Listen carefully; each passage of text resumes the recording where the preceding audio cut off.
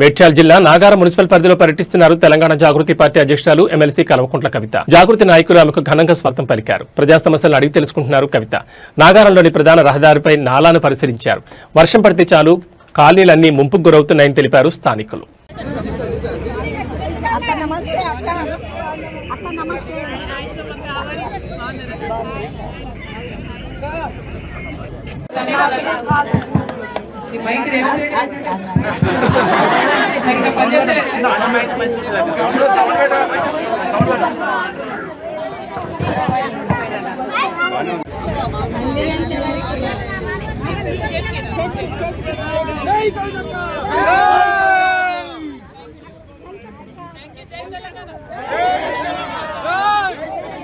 ఇల్లు లేని వాళ్ళకు ఎప్పటికదే మనది ఉంటుంది.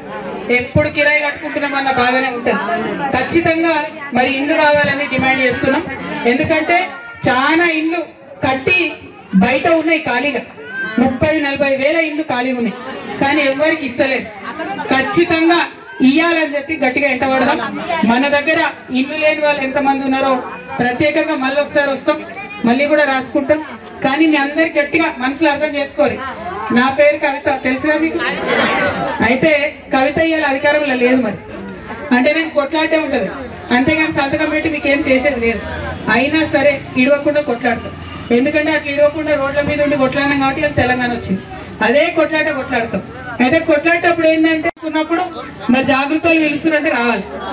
మీరు రాకపోతే నాకైతే బలం ఉండదు. మరి అది బాగా పక్కనేనా మనం మోరి సాఫ్ చేసుకుంటేనా, రేషన్ షాప్ తెచ్చుకుంటేనా, హాస్పిటల్ తెచ్చుకుంటేనా, స్కూల్ తెచ్చుకుంటేనా, ట్రాన్స్ఫార్మర్ తీసేసుకుంటేనా, పక్క ముచ్చట్నా? ఎంత అన్నదమ్ములు ఉన్నారు, వాళ్ళ మీద నాకు నమ్మకం లేదు. ఓకేనా? ఇక్కడ యూత్ ఉన్నారా దమ్మాయి కూడా? ఒకసారి గంటేనా? ఓకే, ఆగురు. మా ఆడబిడ్డలు ఒకసారి ఓ అనండి. అందుకే మీ యూత్ మీద నమ్మకం లేదంటున్నా నేను. మా ఆడబిడ్డలే కరెక్ట్, మాకు వాళ్ళైతేనే కరెక్ట్ ఉంటారు. సో వాళ్ళ శక్తితో సాధించుకుంటాం. యువ మిత్రులు ఇక్కడ ఉన్న యూత్ ని కూడా నేను రిక్వెస్ట్ చేస్తున్నా. కార్పొరేటర్లు వస్తారు, ఎమ్మెల్యేలు వస్తారు, వాళ్ళందరూ మాట ఇచ్చి ఉంటారు మనకు, వాళ్ళందరూ మన ఓట్లు వేసుకొని ఉంటారు. వాళ్ళు ఖచ్చితంగా అడగాలి. మా అక్క చెల్లెలు చూడండి భయం లేకుండా అడుగుతారు, ఏం సార్ ఇల్లు ఇస్తాను విడవైనా అంటారు. మీరేమో ఇంకెంత తిరుగుతారు. అట్లా కాదు, మనకి ఇచ్చిన మాట నెరవేర్చేంత వరకు కూడా ఖచ్చితంగా రాజకీయ నాయకుల్ని ఎంటబడాలి. ఏ పార్టీ అన్నది లేదు. ఓటు వేసినాం కదా, వేసినాక ఎన్నికైన వాళ్ళు పని చేయాలి. పని చేయకపోతే దయచేసి యువ మిత్రులు ఊరుకోవద్దని కూడా మీకు తెలియజేస్తూ, మా అక్క చెల్లెలందరికీ మళ్ళీ ఒకసారి ఇంత ఎండల మీరు కూర్చొని వెయిట్ చేసినందుకు ధన్యవాదాలు. ఇన్ని జిల్లాలో తిరుగుతున్నాం, ఏడిపోతే అక్కడ సమస్యలు పరిష్కారం అవుతున్నాయి. ఇక్కడ కూడా ఇక్కడ లోకల్ కూడా మా వెంకన్న, రామిడి వెంకటరెడ్డి అన్న, గణేష్ అన్న, భవాన్ అక్క, వీళ్ళంతా ఇదే ఏరియాలో ఉండేటోళ్ళు. వీళ్ళందరూ ఏం చేస్తారు, నేను ఇక్కడికి వచ్చినా పోయినా మళ్ళీ అక్క ఎప్పుడు కనబడుతుంది అనుకోకరు మీరు. వీళ్ళందరూ ఎంట పడతారు. మనది ఒక్కొక్క సమస్య పరిష్కారం అయ్యేంత వరకు కూడా మీతో ఉంటాం. ఇవాళైతే ఓట్లు లేవు, ఇవాళైతే సీట్ల పంచాయతీ లేదు, నేనేమో ఎలక్షన్ల కోసం రాలేదు. మన సమస్య తీరడానికి వచ్చినా దానికోసం ఫైట్ చేస్తాం. Thank you. జై తెలంగాణ. అట్లే ఉన్న పరిస్థితి అయితే నాలా క్లీన్ చేయాలి, లేకపోతే రేవంత్ రెడ్డి వచ్చి ఇక్కడ ఉండాలి. ఏమంటారు? రెండింటి లేదోడి చేయాలంటే మరి ఇంటి మాటలే పవతలు పడితే ఊరుకుంటామా?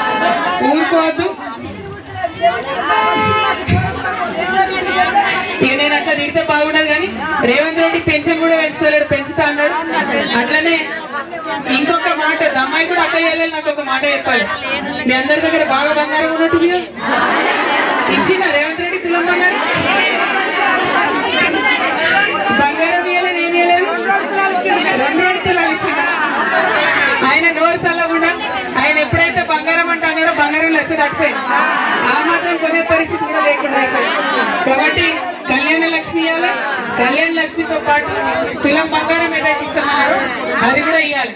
అంతకుముందు పిల్ల ఉడితే, ఆడపిల్ల ఉడితే పైసలు వచ్చేది, మగ పిల్లవాడు ఉడితే పైసలు వచ్చేది, ఒక మంచి కిట్ వచ్చేది.